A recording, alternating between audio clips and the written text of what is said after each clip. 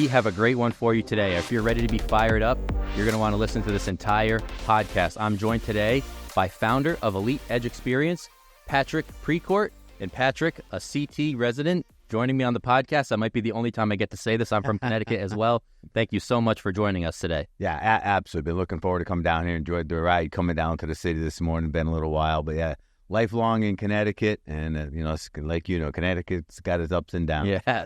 I think it's a great state. It gets a bad rap here and there. What you enjoyed your time, obviously? Yeah. And we made a commitment a long time ago that we wouldn't move until we got all our kids through school. Yet here we are. We're still there, Nice. And I think that's a perfect segue into the first question I have for you regarding family. You had a home inspection business in your family. Maybe your father ran that. Can you talk a little bit about how, the influence of seeing that growing up, did that sway you at all to get into the real estate business later on in life?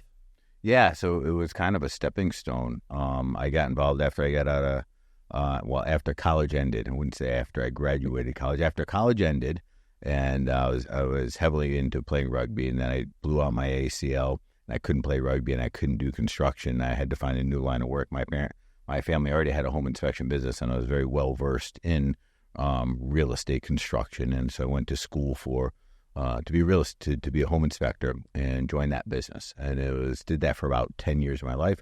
But in that time, particularly in the last 3 years of it, we started doing more and more inspections for real estate investors. And as I got to know them and got to understand more about what they did and how they did it, I started to recognize the obvious, right? I might be on the wrong side of the equation here. And there might be a bigger path to go down. And so it had a huge influence on it. Definitely. I think a lot of people are sitting on one side of the table and are like, oh, that guy's that's a little nicer over there. Let me see if I can trade in hats or trade in seats. You had a few different ways I could have gone with your title here. Online, you wear a lot of different hats, so to speak. What drives you to inspire people, to motivate people? How did you kind of end up directing your career towards that? Because obviously, being a very successful real estate investor can take up a lot of your time. So what really sparked your interest in taking that jump to the next level? Yeah, good question. Well, to understand it in a little deeper, it does require a little backstory, right? So go back to early 2000s. We were already heavily into doing short sales in our real estate as an investment instrument, long before short sales were sexy or hot or anything like that. And then we got into teaching short sales. And then a couple years later, we got involved with another company that had a national presence and wanted to bring coaching national. We formed a company that brought our coaching with their marketing national. So we got heavily into the education space.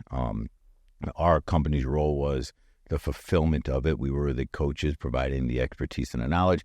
They were the marketing and the sales side of it, and that's kind of how it grew up together. In that time, it became more and more obvious that there was a disconnect between knowledge and information and results. And as I got deeper and deeper into, because now we have thousands of students, we have a lot of data points, as I got deeper and deeper into trying to understand why, I'll be honest with you, so few percentage-wise were successful. And when I say successful, it's just a simple barometer. You make your money back in a certain amount of time that you'd invest in your education, right? There are so few that were successful, and you start asking why. And the first go-to answer is always the same. Well, is there a problem with the information, the knowledge? And truthfully, that's never the gatekeeper. That's never the problem. We always fall back on thinking that we need more knowledge and information and expertise. We need new techniques. We need that magic thing that everybody else has that we don't have. But that's a false truth right there. The short answer to the answer is that our decision-making, action-taking, the way we experience life, ultimately founded in our belief system, dictates the results that we get in life. And people talk about, mindset, and you must have a bad mindset, and all you have to do is fix your mindset, and that fixes everything. And even that's a false truth. And that mindset is it's literal. Your mind is set. You can't change your mind. And fundamentally, mindset's a lag indicator of your belief system.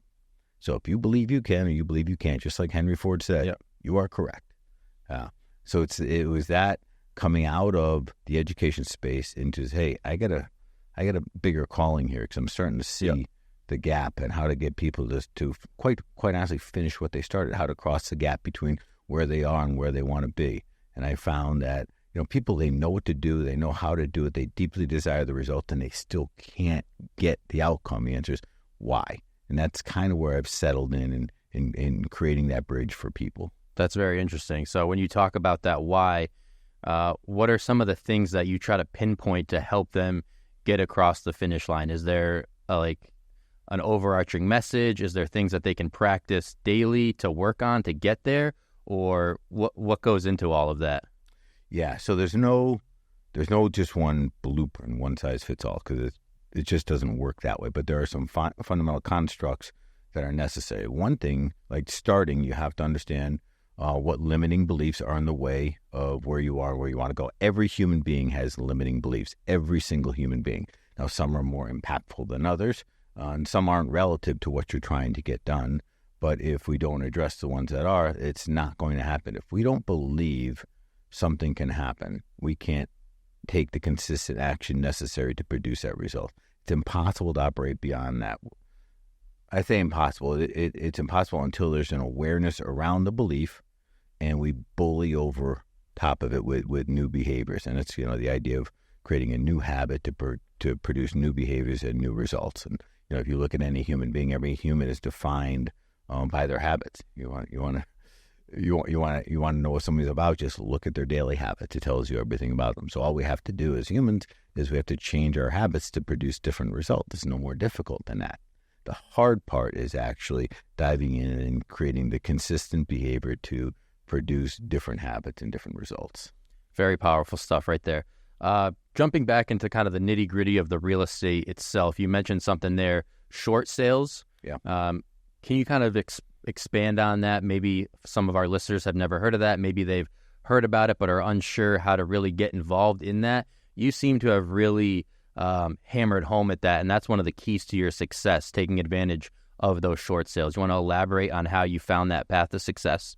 Sure. So this goes back to the early 2000s into about the 2010-12 range, where we moved on to different types of investment instruments. And it is important to note that as the economy changes and as the real estate market changes, the proper investment instrument may change as well. Now, when our housing prices got way upside down, meaning there's a lot more debt owed than the house was worth, short sales were a real thing because there's no other way for a bank to liquidate a property once it's been foreclosed on. There's no other way for a seller to sell a property to a new buyer unless the bank was willing to accept less than the total amount of dollars owed, right? And when we started it was kind of the wild, wild west. There were not loss mitigation departments. There were not short sale packages. There was not a process because it just was not that mainstream. But it became very mainstream.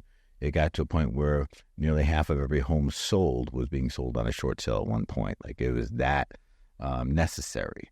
Now, to be fair, it's changed even since that time tremendously till now. It's a lot more formulaic.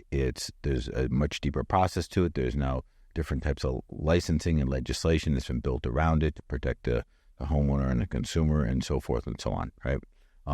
And today, there's still short sales that are happening. Now, one thing that's different today than back then is the total percentage of properties that are upside down, meaning debt greater than the value today is much less than it was back then. Okay.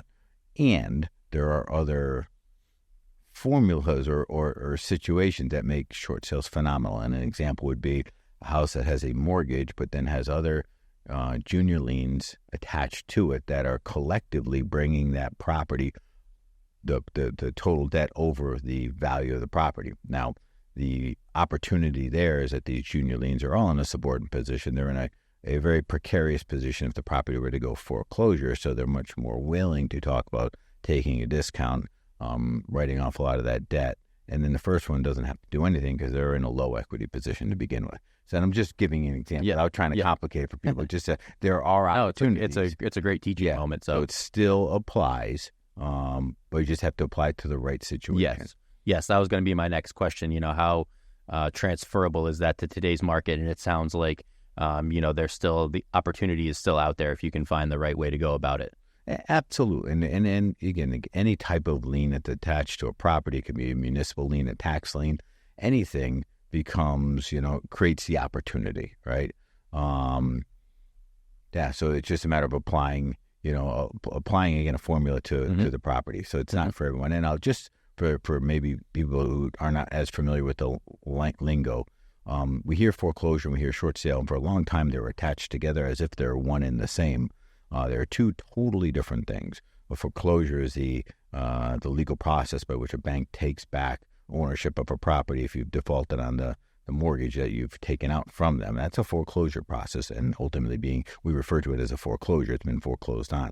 Short sale may apply to a foreclosure, but not necessarily. House does not have to be in foreclosure to go through a short sale process. A short sale is simply where the bank takes less than debt that's owed, but it was so common with foreclosures, the two got married together for a long time. Yeah. Interesting to hear about that delineation. I think a lot of people kind of learned a lot from that. Thank you so much for sharing. All right, so I think there's a couple different ways we can go. There's so many questions I have for you. Let's jump into our first segment, though. We have the Money Making Minute segment, and this is going to be where you can talk to our audience, tell them a little bit about an investment strategy, kind of like the short sale, if you have any others to elaborate on. But I think you might go a different way with this, maybe an app, a skill, or a habit that they can, take back to their daily routine. So just let our audience know what you've got for the Money Making Minute.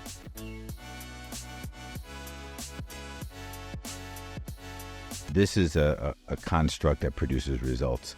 It's your willingness to, day after day, do the small, boring things consistently enough to produce an outcome. And this is where we drop the ball. We get so excited, motivated, amped up, just jazzed up. We start way up here. We quickly realize that there's work involved.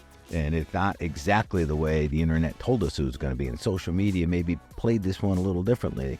And now we understand there's a little struggle involved. And we get down into this valley of despair where oftentimes this is where people quit. We stop with the consistent behavior to produce a result. Everybody wants to come out swinging, go for the fence, wants a home run, when it's historically validated in business that small, consistent behavior repeated over time produces the big results. And that would be the number one thing I would suggest to people, that figure out which path you're going to go on and go for it. Doesn't matter. They will all make money no matter what. Okay. Provided you ride it through to the end.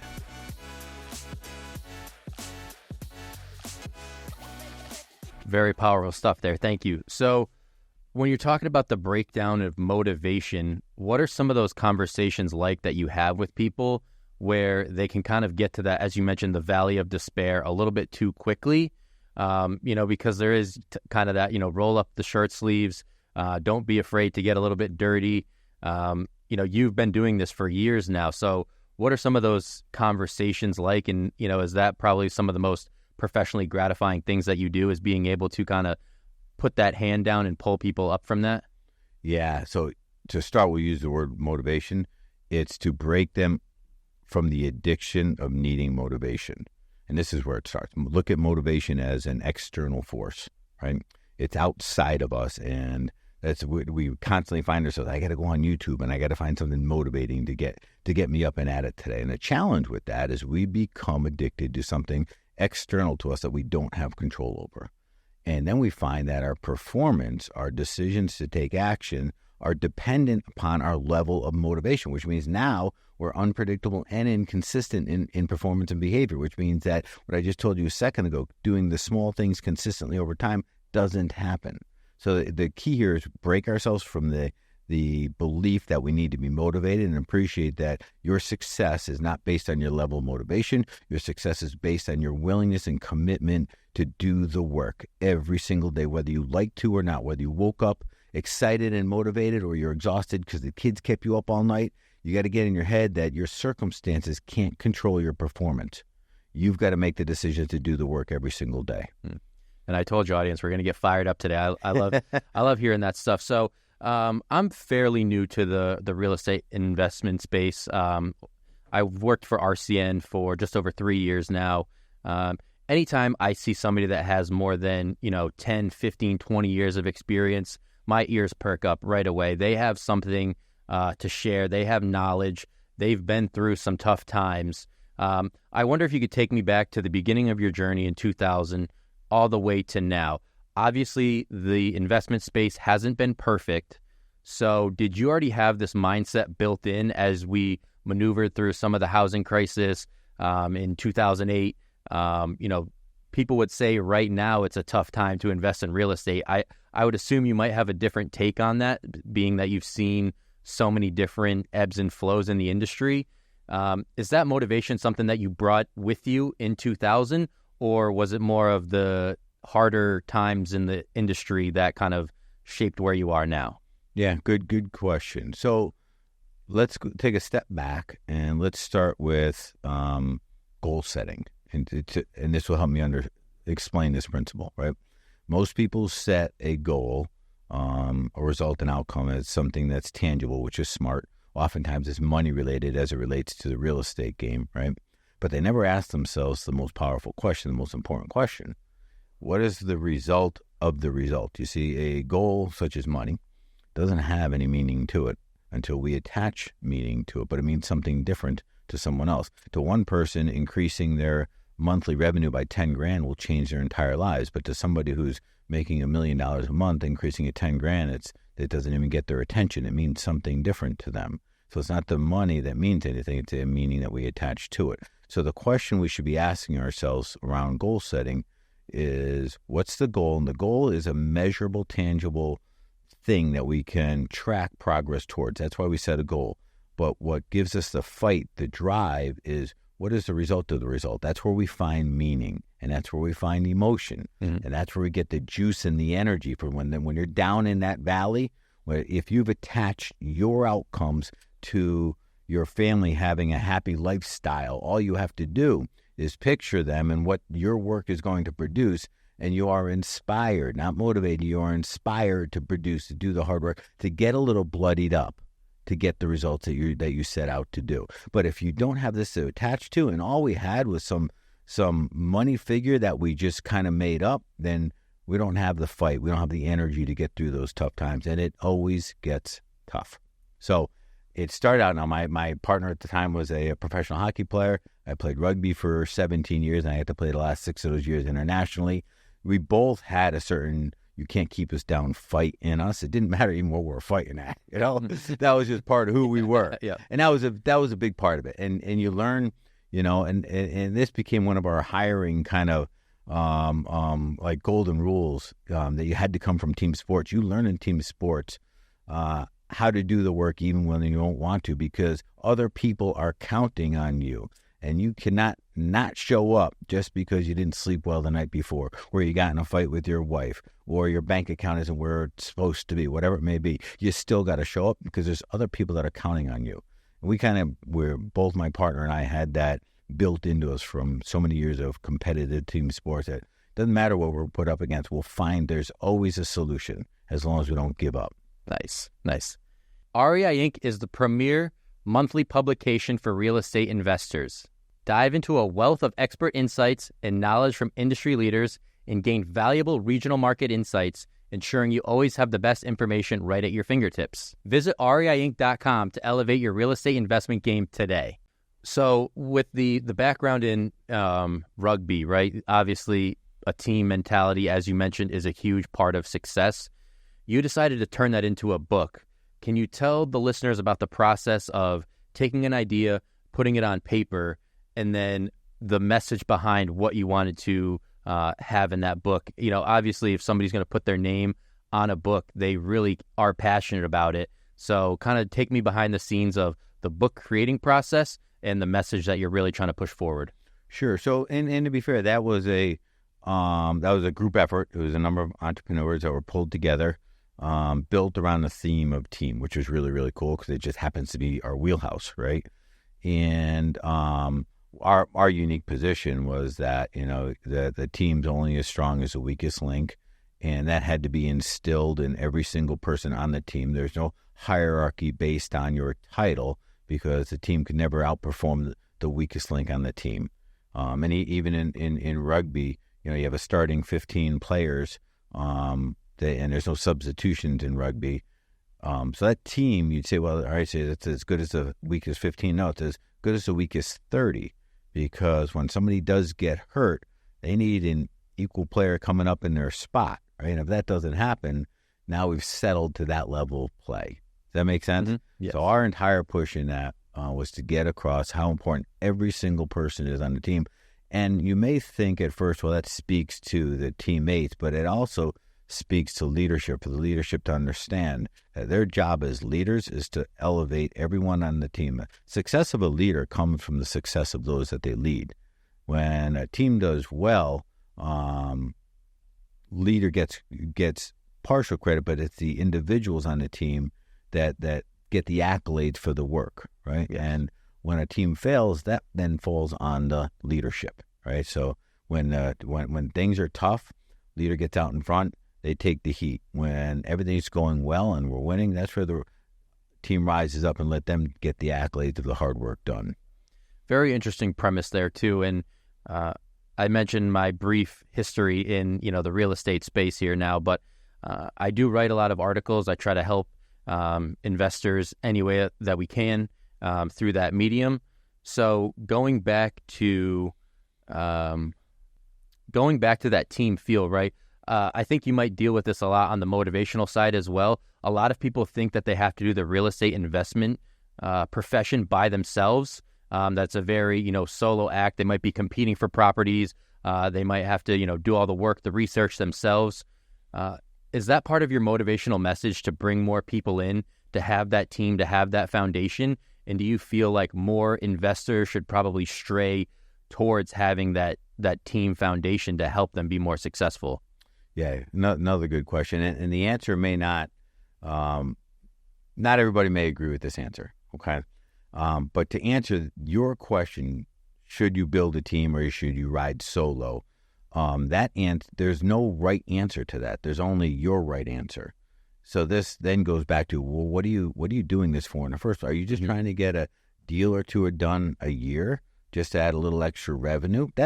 And here's the thing, there's nothing wrong with that. That's perfectly okay. Maybe that's part of your long-term wealth building strategy where you're going to, buy, rehab and refinance and keep a house, rent it out, and do that twice a year. And this is how you're going to build your wealth. And you have a 10-year wealth model built around that. You don't need much of a team to do that. That's the truth of it. You can run that while you're working your full-time job. There's nothing wrong with that. We always talk about getting bigger and scaling and adding people and hiring, and there's a time and a place for that, 100%. And then that falls into the space of, if you want to build a business, that's a whole nother approach to what you're doing. There's real estate investment, which is just, the description of investing in real estate to make money. But building a business that is a real estate investment business, that's a whole nother thing, okay? And now we get into the idea of leverage. If that's your path you're taking, then yeah, the height of your business will be very relative to the quality of people you put around you and the number of people that you put around you, and then how well you lead that organization.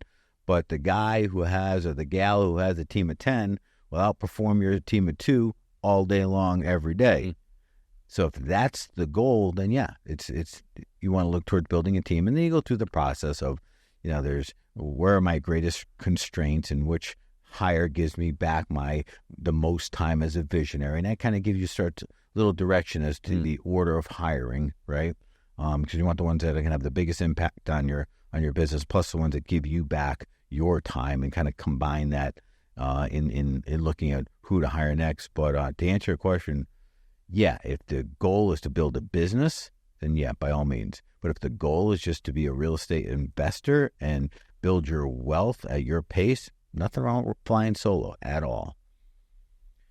Another great insight there. And I think before people get into this business, you like you pointed out, you really have to take that introspective step, diagnose what exactly you want to do, what you want to get out of it.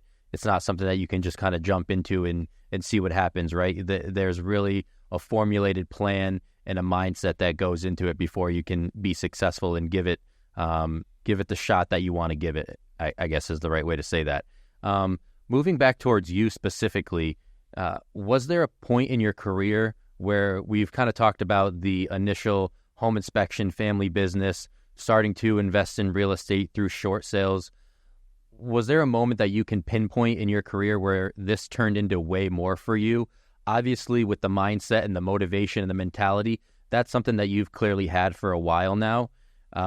When did you want to turn that into more of a business and kind of stray away from real estate, and kind of use real estate as like the launching pad for that business? What really moment in your career stands out as like, okay, I want to take this to the next level? Yeah, and here's the funny thing about that. You're like, when did that epiphany happen? Epiphany is nothing more than a recognition of your truth. And truthfully, guys are not good at acknowledging their own truth. We're good at lying to ourselves. In that moment, it's crystal clear in my mind is that my wife and I have been married 30 years now, but just at the 10-year mark, I was still working full-time as a home inspector, still playing rugby, which was a traveling team, had this young family that I was raising, and our blooming real estate. Okay? And that was too much. So my day looked like this. And some of you may relate to this. I'd get up in the morning before everybody else. I'd go open a little office in the attic. I'd have my coffee up there. I'd work for a couple, 3 hours. I'd come down to see the kids off to school, and then I'd disappear for the day. And then I'd come home, and I usually eat my dinner alone too, because I'm still trying to catch up on so much work. Right? So there was no time for the wife. There's no time for the kids. And one day, my wife told me, she said, you know what? This doesn't work anymore. You got to make a decision. It's on a Friday. And you got to make a decision by Sunday. And whatever your decision is, it is, but something's got to go. And she was very clear on that. So that was an epiphany moment. Yeah, extremely powerful. Dropping down. Oh, yeah. Yep, because I have rugby, which is just in my blood. And I know some people say, oh, just quit rugby. I get it. You have this real estate business that's really about to take off. It's not quite a business yet. We have this home inspection business where my parents are about to retire. And this is what made it tough. They were getting ready to retire and this was a big plan. They're just going to hand off to me. And this is their opportunity to walk off into the sunset. Yeah. And then you got your family. So which one goes? Right. And, it was clear when you are confronted with your truth, great clarity is brought upon the moment. And that's the beauty of an epiphany.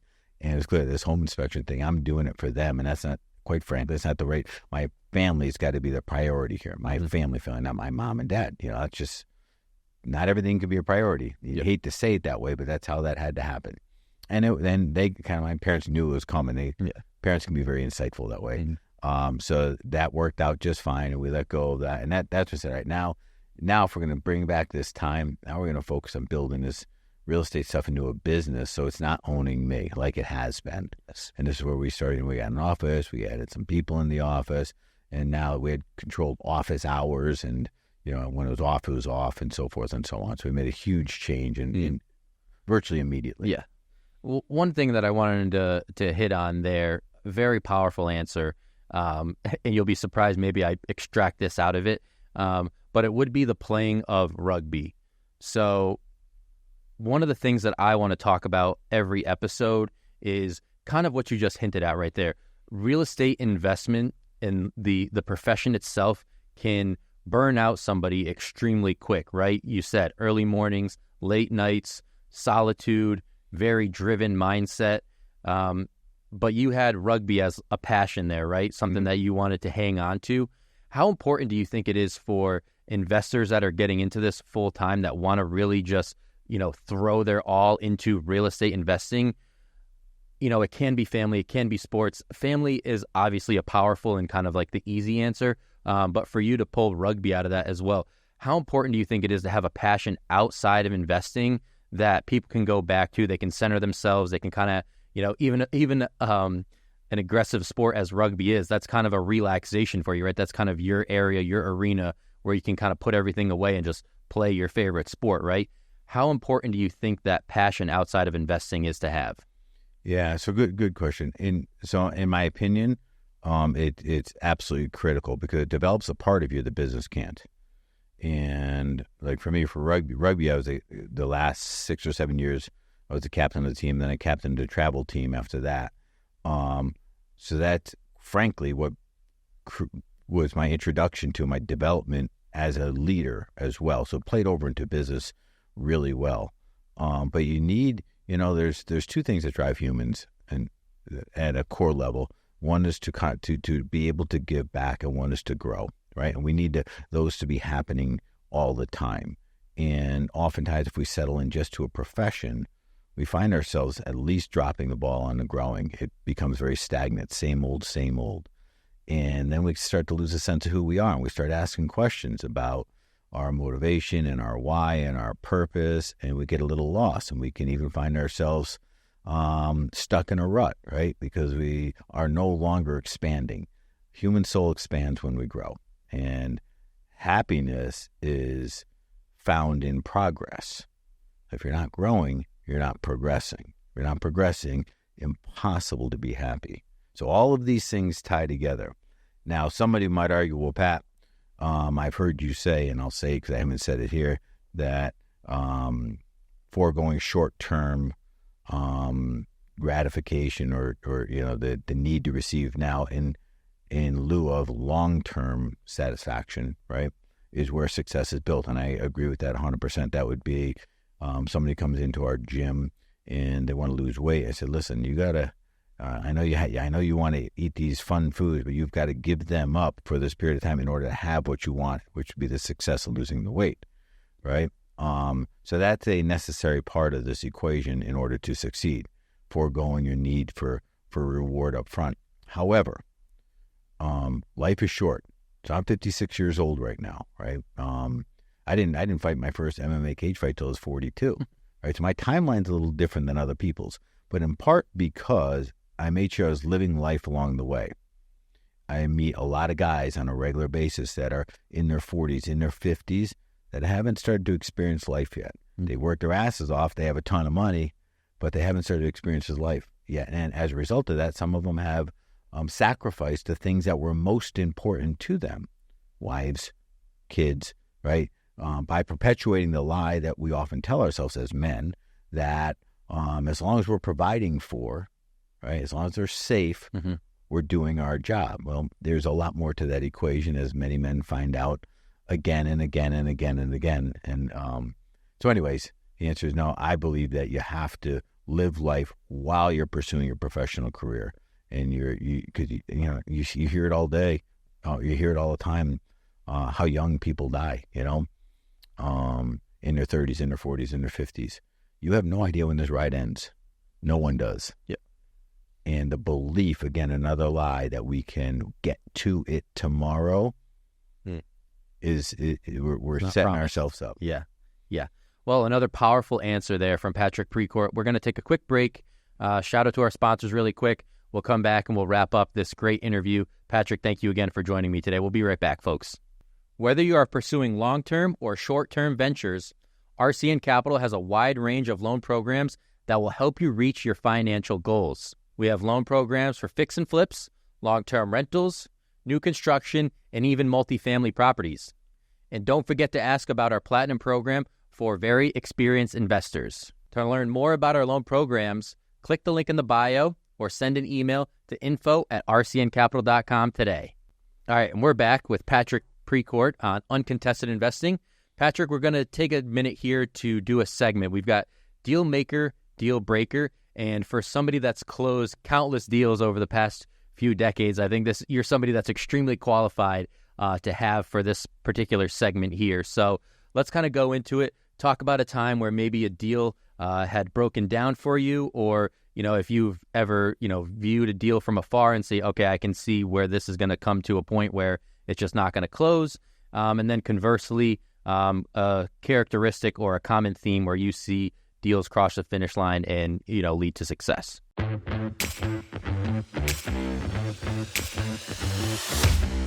Yeah, so I'm going to bring up a word in here that we haven't talked about called emotional intelligence, right? And I know many people have heard about that. Now, in its shortest version as it applies to what we want to talk about here, is our ability to not let our emotions make our decisions, which many of us do. We get angry, we get upset, we get fearful, and then those emotions drive our thoughts drive our decisions drive our behaviors, right? So now what does that have to do with business? When we have an emotion, an elevated emotion, whether it be a good one or a bad one, we tend to we tend to over apply the emotion to the event. In other words, if we're really amped up and positive and motivated, we tend to make things way better than they really are, and we'll overlook, somewhat intentionally, problems that should be addressed further. And when we're worried or fearful about something, we'll make things look or appear way worse than they are, not giving ourselves even a fighting chance to succeed. And I'll give you an example here. This has a few cool lessons in it. I'm laughing at my ignorance at the time. Okay, so it's an opportunity in Connecticut, down in Greenwich. Greenwich is a unique part of Connecticut that has its own rules and has its own people. Okay, that's the best way I can describe it. We're not from Connecticut. We're up north in Cromwell and West Hartford area. And we got into a tear down, rebuild opportunity that required a 10% deposit and about a 2-day notice, which we came up with. And we were getting into a space that was way outside our wheelhouse. We didn't do any new construction. We were short sale guys at the time. We didn't actually even do rehabs. We had the general knowledge on how to do it all, but this was not our space. Never mind a tear down, never mind working in an area that plays by its own unique set of rules. Long story short, we put $150,000 down on this deposit. All that was going to do was buy us the current property that then had to be torn down and this new glorious house built. And we're looking at the end number, an $8 million resale, right? Long story short, within 2 weeks, we lost $150,000. There's other issues that came up. We didn't realize, again, ignorance, you overlook some of the details. This was a time is of the essence contract, which meant that the times were hard, period, no exceptions, no contingencies. And when we went to close on the deal, our financer asked for the permits to build the new property, and the permits weren't available, even though they were promised to be available. We never verified it. Permits were not available. Financer wouldn't finance. We couldn't execute as agreed on contract. We lost our $150,000. Now you say, well, man, that's pretty obvious, all of those mistakes. It's not obvious when you let your emotions make your decisions for you. We penciled it out on paper and we made it look perfect. And you believe me, you've done the same thing. All of us have done this. We'll tend to make things better than they are, worse than they are. There's an inverse relationship between our emotions and our intelligence. And as emotions go up, intelligence goes down. The more we get emotional, it starts shutting down that left side of our brain, it fires up that right side of our brain. And this is kind of like, I give this example of an elephant and a rider. The elephant is your emotions, and the little 120-pound guy on top is the rider. The rider is your left brain. That's your intelligence. The elephant is the emotions. But when that rider falls asleep and lets that elephant make the decisions, elephant does crazy things all by itself, right? And that's how humans operate. So the takeaway there is, stepping up in our ability to throttle our emotions, control our emotions. And I'm not labeling emotions bad at all, but there's a time and a place how to express them. And it's really important we know the connection between the way we feel, affecting the way we think, affecting our decision-making and our action-taking. There's a direct connection between our feeling and our action-taking unless we step in the middle and we apply our mammal-human superpower of being able to say, stop, pause, think about what you're thinking about, plug in a new thought that's not, say in this case, a negative thought, right? That's congruent with the results you're trying to get. So there is a learnable process to become better at all this stuff. Very interesting. Yeah, we can go on for a while. Yeah, good luck topping that one to our next guest. Thank you so much for sharing that. Obviously, the buzzword there that we heard time and again was emotion. And I wonder, as you talk about the next stages of your career, where I think this relates to me, as I smack the mic here, where I think this relates to me is the gym, as you mentioned, that you opened in 2012, that can be an emotional outlet, right? Like, it shouldn't be the only reason you go to the gym, but sometimes after a long, hard day or a stressful day, whether it's professionally or personally, the gym can kind of be that outlet where you can go and get rid of those emotions, a punching bag in a boxing gym or lifting heavy, doing cardio, whatever that specific person's outlet is. Was that in any way tied to why you opened the gym, or do you want to expand on that? Yeah, good question. No, this ties in perfectly in the sense that it was an emotional decision. It wasn't the right decision. I'm just being honest. So it went like this. After my rugby career, and my rugby ended abruptly with a series of bad concussions.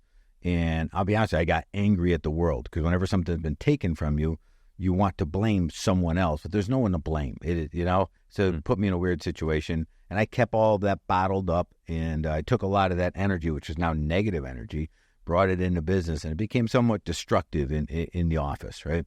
But after working through that a little and figuring it out, I got back into being physical, and then I got into martial arts. And it was in martial arts that I found a new outlet for all of this energy, which was good. So let's go forward a little bit. Like I mentioned, I fought my first cage fight when I was 42, which was super cool. And then not too long thereafter, the gym we were training at ran into troubles, had to shut down. My coach, my trainer, who had, I don't know, maybe there's 30, 35 of us that are on the team. It's kind of panicky. He's from Brazil. He's like, what do I do?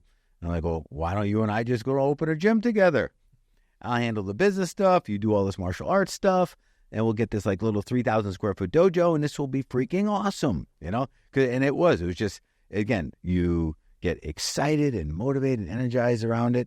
And you tend to overlook some of the questions you should be asking. And I'll slip this in here right now. Every time we make a decision, we should ask ourselves, what is the cost long-term of this decision? I realize that this doesn't work. Martial arts, hard to make money in to begin with, little 3,000 square feet, too niched out. So we expanded to this, about 15,000 square feet, and made it a lifestyle fitness center with the heart and culture of our martial arts. Everything from yoga, Pilates, spinning, cardio, kickboxing, and Muay Thai and Jiu-Jitsu and MMA and wrestling, like the whole 9 yards.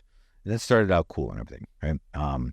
Now, should I have opened that gym? No, I should have stayed focused in the lane I was in, okay? And luckily, we had a lot of extra cash flow at the time. We paid a lot just to keep that gym open as we were growing it for the first couple of years. And then finally started supporting itself, which was pretty awesome, But I'll tell you something that came out of this. It's funny, on hindsight, you are provided the opportunity to see how some of the different different dots in your life connect, right? As Steve Jobs so profoundly said. And the gym turned into a human laboratory for testing constructs for changing human behavior. So follow me on this. There's probably no other industry that has a higher failure rate than the weight loss fitness industry, whether it be buying equipment that sits at home or buying new programs or the latest, greatest pill, doesn't matter. And then the same buyers buy it again and buy it again and buy it again and buy it again, right? And in our gym, we brought in the idea that we're going to produce people results. We want to be known for getting them outcomes. And it's not all at once and not wholly intentional. We had a desired result, but we still had to discover a way to get there.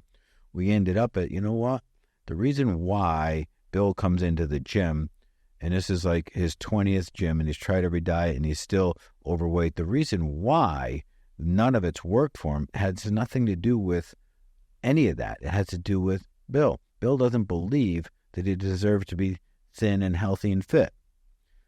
So if we can alter his belief, then everything else will work itself out. Mm-hmm. So now we got deeper into understanding how to identify beliefs and then the process. And there's a very specific detailed process on how to alter someone's belief, because there's a bunch of different reasons why we believe what we believe. But most people don't realize that we outgrow our beliefs. However, our ego, which represents our self-image, our self-facade, protects our beliefs even when they don't serve us any longer.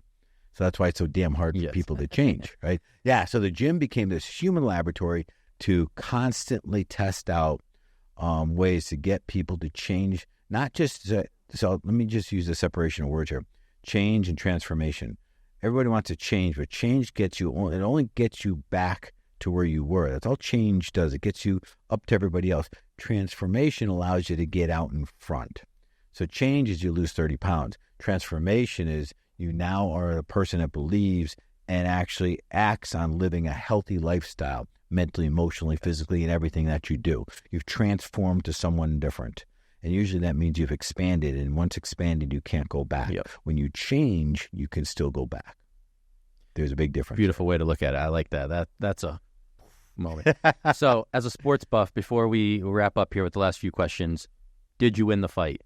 First fight? No. Yes. No, lost fight. And there's a long reason why a game at the time, heartbreaking, became a massive learning point for me. I was better fighter, better trained, fitter, stronger, checked off all the boxes, right? And where I was not adequate is I did not control my emotions leading up to the fight. So we got to the fight. It was nighttime fights. We got there early because we had 8 guys fighting that night, and I was the last one to fight. I was like the last one on our team before the main card or something like that. And so went in and out of this tunnel 7 times with our other fighters watching. So now, and I'm allowing myself to experience their highs and lows in their fights from the sideline, right? Yep. Well, what that does is it burns out your adrenals, and you go through that, that adrenal dump. Yep. By the time I had to fight, it felt like my feet were literally wearing concrete boots. My hands were like glued to my sides. I could barely lift up my gloves. And it's got to be a wild feeling. Yeah. And you step in and you walk around, and you only have between, you step in only a few seconds as you do this funny little warm-up lap to figure out the new strategy. And at first, my initial strategy was, I'm just going to go all in on this guy, and he'll never out-tough me. Not going to happen. My new strategy was, I'm going to drop my gloves and let this guy punch me as hard as he can to try to, whatever I got left as adrenaline, we'll fire that up, and then we'll click in our strategy. Well, the guy turned out to be a wrestler, and as soon as he saw me square up, it was a perfect opportunity for him to swoop in for a double leg takedown. Mm-hmm. Now we're on the ground. The punch never happened. We never got into the fight, and we grappled for a while, and he choked me out. Very disappointing. Yeah, I can see that. Okay, I'm sorry I brought it up, but so you brought up 2 setbacks there. One with the rugby injury that inspired you to start the gym, and then losing your first professional fight. But that probably made you a better fighter, amateur fight long term. I apologize. Was there ever a doubt in the real estate investment career? I think a lot of newer investors or investors that maybe are going through this period right now, which if you ask any seasoned investor, they are saying that this isn't as bad as people are making it seem, this current market and where we are with interest rates and the whole nine. But I wonder if you have any moments in your career specifically geared towards investing where you were like, I don't know if this is going to be the long-term solution for me, or as somebody from your motivation standpoint, did that thought never even cross your mind? No, you'll always be confronted with doubt and fear, always. So that's not the question. The question is how you deal with it when it comes upon you. So I think it was, I don't know if it was the end of 2007 or 2008 when things were changing fast. And at one point we had 11 mortgages on properties that we're working on that were in our names. And with on paper, had a huge, massive windfall coming our way. And we had to make a decision to fire sale them at cost so that they didn't bring us down, right? So that we didn't end up getting foreclosed on or anything like that. And that's exactly what we had to do. And we sat down for a bit and, hey, man, we've come so far. Now we're almost back to zero here. Like, why are we in this game to begin with, right? And it took a little soul searching. But what quickly happened after that period of time, and houses were still being bought and sold, but things changed. And what went from a sweat equity type buyer went to a 100% perfect turnkey buyer. So we went from the guy or gal who wanted to, hey, buy this fixer upper yourself and build all this equity into it. We'll give you all the money, and we'll give you a second mortgage on top of all the money. And that's what got us to where we were in trouble here. And it went to basically standardized financing, like conventional loans and FHA. They were some of the only monies available to the retail buyer, which meant that if we wanted to play in real estate now, this is like 2009, 10 and on, we had to give up on where we've been, like this whole short sale thing. We got to get into the rehabbing business. We have to buy, fix up, make perfect turnkey houses for our buyers. And now we can play in the game again. So it did require us to kind of retool everything, and accept that who we were is not going to get us any further. We've got to let go of who we were to become who we need to be. And that's, if anybody takes anything away from this podcast, that is how you grow. You have to identify what needs to go and be willing to let it go, because you got to make space for who you need to become. And who got you here is not the same person that's going to get you there. Yep. They're different people. Yep. And it's not an easy transformation, but it's a necessary one. And off air before this episode, we talked about, what's the goal for the episode? What's the goal for the podcast? I think that answer might be the perfect definition right there. A little bit of personal motivation, a little bit of investment strategy, some adaptability, some perseverance. I think any listener that tunes into episodes will hope to get what you've talked about today. So I really thank you. Obviously, there's so much that you do, so many outlets when it comes to teaching, mentoring, motivational speaking. So, the floor is yours right now. If you just want to take the time to talk about where people can find more of you, what you're really focused on these days, and maybe some social media outlets as well. Sure. And let me give one final tip. Please do. Just to wrap up the last segment there about, is it still a good market? What's coming forward? Our value is directly relative to the depth of the problem that we solve. Now, in real estate, currently, we have less houses than we have buyers to move into those houses. And there's many reasons why, but it's because we cut down our new construction for so long is the primary reason, right? So the demand is there. Houses will sell. That's not the equation that's got to be figured out here.